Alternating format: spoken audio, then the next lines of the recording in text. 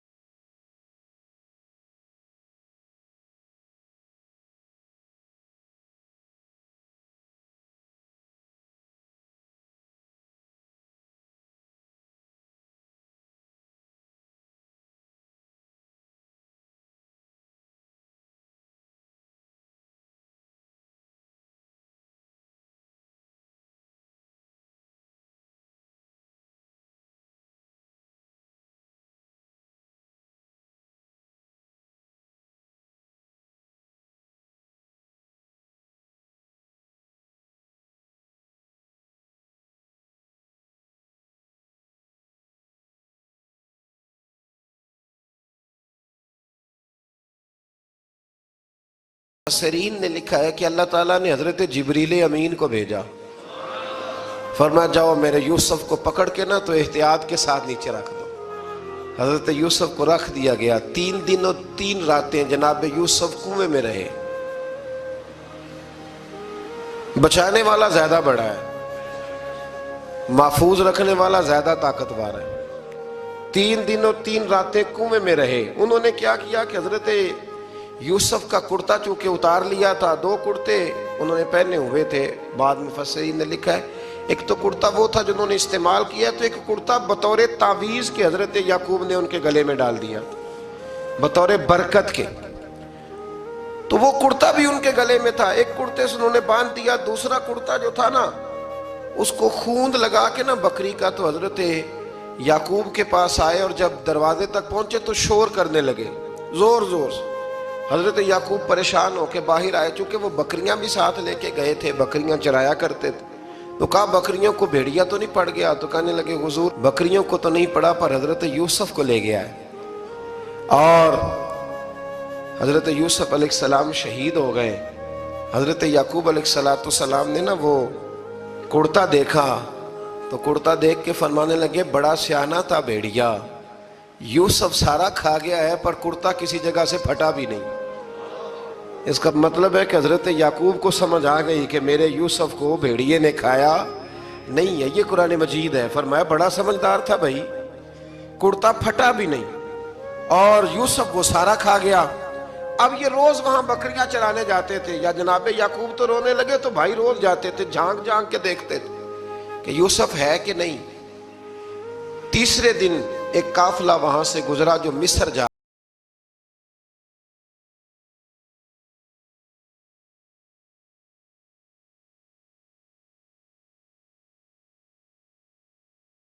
हजरत जनाब यूसुफ अलैहिस्सलाम को ऊपर खींचा। जब अब वापिस ऊपर जिंदा निकल आए तो भाई फिर हैरान हो गए।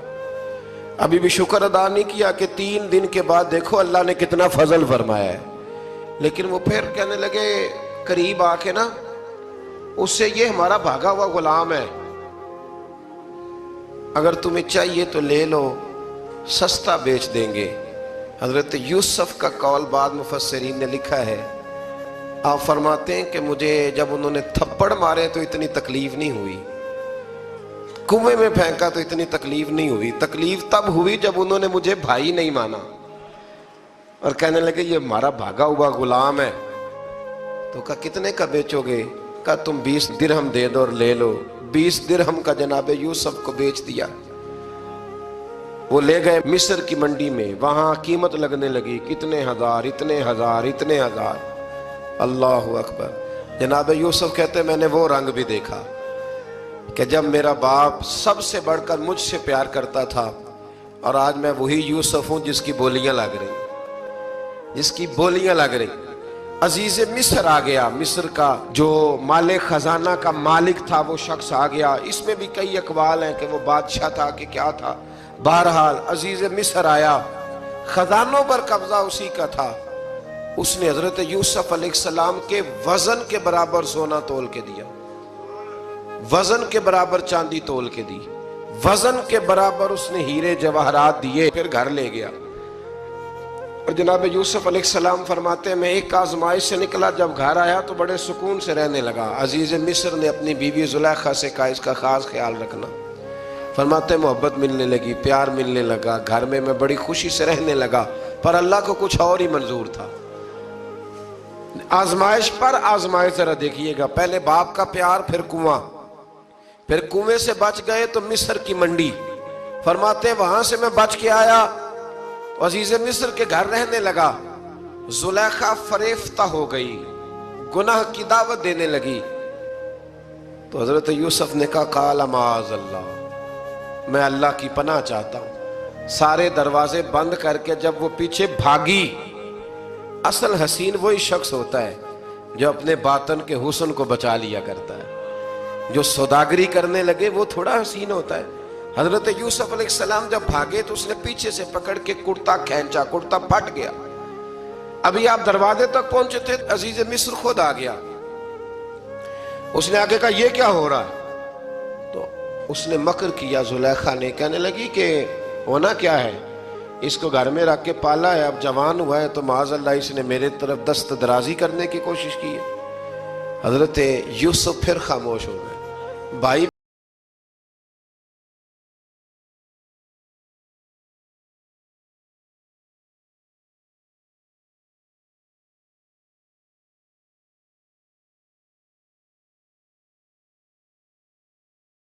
हजरत यूसुफ अलैहिस्सलाम फिर चुप है। जुलेखा ने बड़ी बातें की। एक दाना आदमी था, कुरान कहता है एक बोला बोलने वाला, एक अक्लमंद बोला। उसने कहा देखो ना जुलेखा की सुनो ना यूसुफ की सुनो। अगर तो कुर्ता आगे से फटा हुआ है तो फिर गलती है जनाब यूसुफ की, और अगर पीछे से फटा है तो फिर जुलेखा की गलती। हजरत यूसुफ की माज़अल्लाह फिर गलती। तो تو عزیز مصر نے کرتا دیکھا تو پیچھے سے پھٹا تھا، لیکن امام قرطبی کہتے ہیں وہ کوئی عقل مند آدمی نہیں، وہ تو 4 مہینے کا بچہ تھا، وہ ایک 4 مہینے کا وہ قریب تھا۔ حضرت یوسف علیہ السلام کی گواہی دینے کے لیے اللہ نے اسے زبان دی تھی، زلیخا کے ماموں کا بیٹا تھا، 4 مہینہ کا گہوارے میں لیٹا ہوا، جب بادشاہ سے فیصلہ نہیں ہو رہا تھا اور بادشاہ پریشان تھا عزیز مصر کے کسی کو جا کے بتاؤں گا تو کوئی کیا سوچے گا، اس کے گھر میں کیا کچھ ہوتا ہے۔ کہتے پریشان تھا تو پنگوڑے سے بچہ بول پڑا، کہنے لگا بادشاہ اگر تو کرتا آگے سے پھٹا ہے تو پھر معاذ اللہ غلطی حضرت یوسف کی، اگر پیچھے سے پھٹا ہے تو پھر زلیخا کی، تو کرتا پیچھے سے پھٹا تھا۔ حضرت یوسف کے حق میں گواہی مکمل ہو گئی۔ اب آہستہ آہستہ نا دربار میں محل میں بات پھیلنے لگی، تو بیویاں کہنے لگی اوہو زلیخا تو ایک غلام پہ عاشق ہو گئی ہے، ایک غلام پہ۔ تو زلیخا کہنے لگی تم اجے میرا محبوب نہیں ڈٹھا۔ یہ رٹے ڈالنے والے دیکھتے نہیں اور دور کھڑے رہ رہ کے کہانیاں سناتے رہتے۔ انہوں نے کہا تو نے ابھی دیکھا نہیں نا، تو نے ابھی تجھے کیا پتا ہو کہ ماجرا کیا ہے؟ تو کہنے لگی نہیں تو غلام پہ۔ اس نے کہا چلو تجربہ کراتی ہوں۔ ساری عورتوں کو بٹھایا، ہاتھ میں ایک ایک سیب دیا، ایک ایک چھری دی، اور جب پوری تیاری ہو گئی پھل کاٹنے کی عورتوں کی تو جناب یوسف سے کہا ذرا جھلک تو دکھاؤ۔ تو حضرت یوسف نے جب جھلک دکھائی تو قرآن کہتا ہے سیب کاٹنے کی بجائے ہاتھ کاٹ لیے، اور کہنے لگی اوہو یہ کوئی بشر نہیں، یہ تو کوئی فرشتہ ہے، یہ کوئی فرشتہ ہے، یہ تو کوئی اللہ تبارک و تعالیٰ کی طرف سے آنے والا کوئی کرامت والا عزت والا شان والا فرشتہ ہے۔ حضرت زلیخا کہنے لگی سمجھ آئی ہے پھر تو مجھ پر شکوہ کرتی تھی۔ تو اب وہ بات بھی آہستہ آہستہ پھیلنے لگی کہ حضرت یوسف علیہ السلام کی غلطی نہیں، غلطی زلیخا کی۔ اب بادشاہ نے زلیخا سے کہا کہ اگر تو میں تیری بات کروں تو تیرے ساتھ میری بدنامی کا بھی ڈر ہے، کیا کریں؟ طے یہ پایا کہ حضرت یوسف کو جیل میں ڈال دیا جائے۔ پہلے بھائیوں کے تھپڑ، پھر کنواں، پھر مصر کی منڈی، پھر زلیخا کا الزام، اور پھر باری آ گئی جیل جانے کی۔ حضرت یوسف علیہ السلام کو جیل میں، کچھ نے لکھا ہے 12 سال جیل میں رہے، جیل میں ڈال دیا۔ حضرت یوسف علیہ السلام جیل میں کیا کرتے؟ واعظ فرماتے، تبلیغ فرماتے، لوگوں کو اللہ کی توحید کی دعوت دیتے۔ وہاں جیل میں نا ایک شخص نے خواب دیکھا، اس نے دیکھا کہ میرے سر پہ نا پرندے کھا رہے۔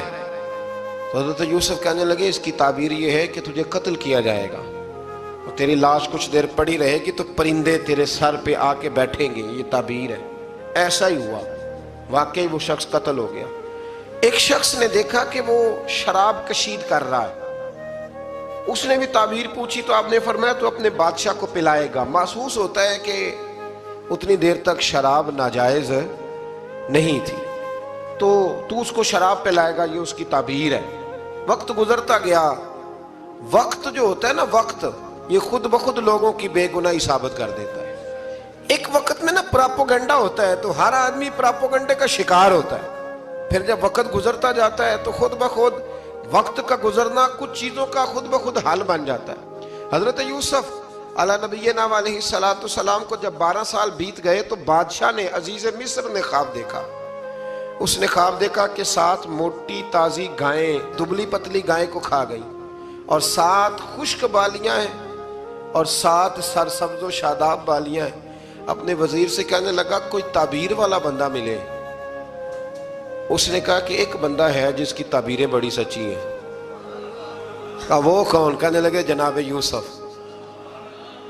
تو قید خانے میں پیغام بھیجا حضرت یوسف کو کہ خواب کی تعبیر بتائیں، تو جناب یوسف نے یہ نہیں کہا پہلے مجھے باہر نکالو، یہ نہیں فرمایا۔ فرمایا تعبیر یہ ہے، یہ جو 7 خشک بالیاں دیکھی ہیں نا، اس کا مطلب ہے کہ 7 سال تنگ دستی رہے گی، اور 7 سرسبز بالیاں دیکھی ہیں تو پھر 7 سال اللہ خوشحالی دے دے گا۔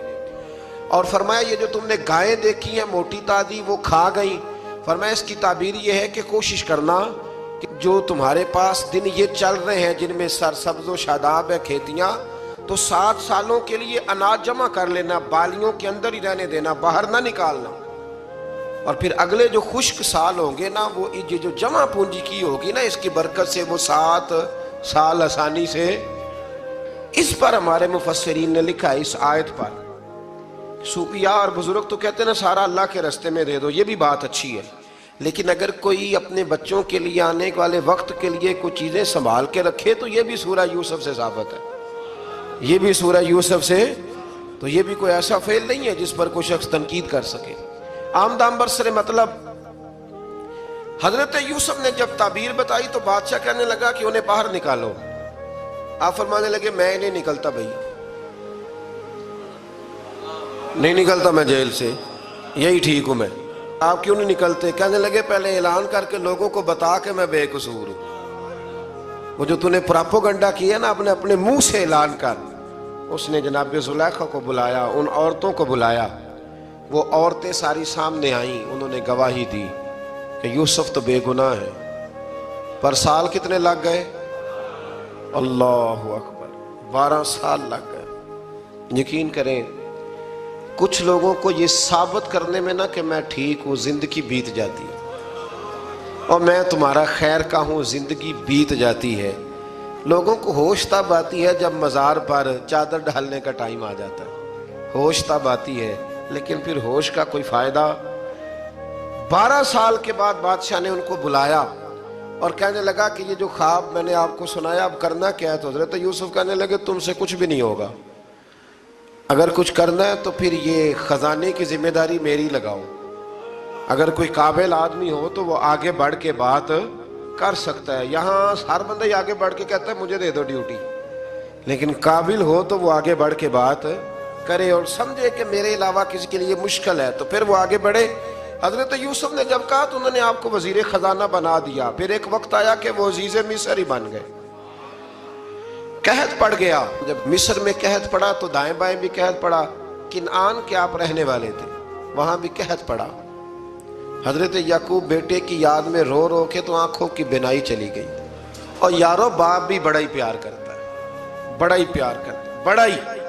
پتہ ہے باقی تمہیں تحفے دیتے ہیں، باقی تم سے محبت کرتے ہیں، تو باپ تو بیٹے کو اپنی جوانی دے دیتا ہے، اپنی جوانی اپنے بیٹے کے نام کر دیتا ہے. باپ بھی بڑا ہی پیار کرتا ہے. سنگیو کوئی نہیں تول سکتا. بچے ایسے گھوم رہے ہوتے ہیں نا ابا جی کے سامنے تو ان کا اٹھنا بیٹھنا چلنا ہی بڑا پیارا لگتا ہے، کا آنا جانا ہی بڑا پیارا لگتا ہے. باپ کا تو قد روز اونچا ہوتا ہے کہ اللہ نے مجھے لال عطا فرمایا. حضرت یعقوب کی آنکھوں کی بینائی چلی گئی رو رو کے. بھائی حضرت یوسف کے جب قحط پڑا تو انہیں پتا چلا کہ ایک واحد شہر مصر ہے جہاں گندم سٹاک ہے، کیونکہ حضرت یوسف کو پتا تھا، خواب بادشاہ دیکھ چکا تھا. تو آپ نے مال 7 سالوں کے لیے جمع کر لیا. اب بھائی آئے، اللہ اکبر، دشمن سامنے نظر آئے، مخالف حاسد، تو پھر انسان ٹھہرا رہے اور انسان کمزور نہ ہو، طاقتور ہو. اتنا طاقتور ہو کہ حکمران ہی بن گیا ہو.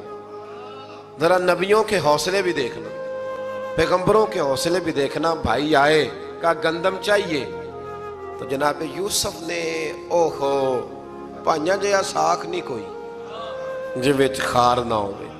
ہاں، اور میاں صاحب فرمایا کرتے تھے پائی پائیاں دیاں باواں ہوندے تے پائی پائیاں دے ویری. بھائی جیسے ہی داخل ہوئے تو جناب یوسف کی آنکھیں بھار آئیں، رو پڑے. او میرے بھائی آ گیا، رو پڑے. وزیر مشیر دائیں بائیں دیکھتے ہیں کہ حضرت یوسف کو کیا ہوا، رو پڑے اور بھر بھر کے گندم دی.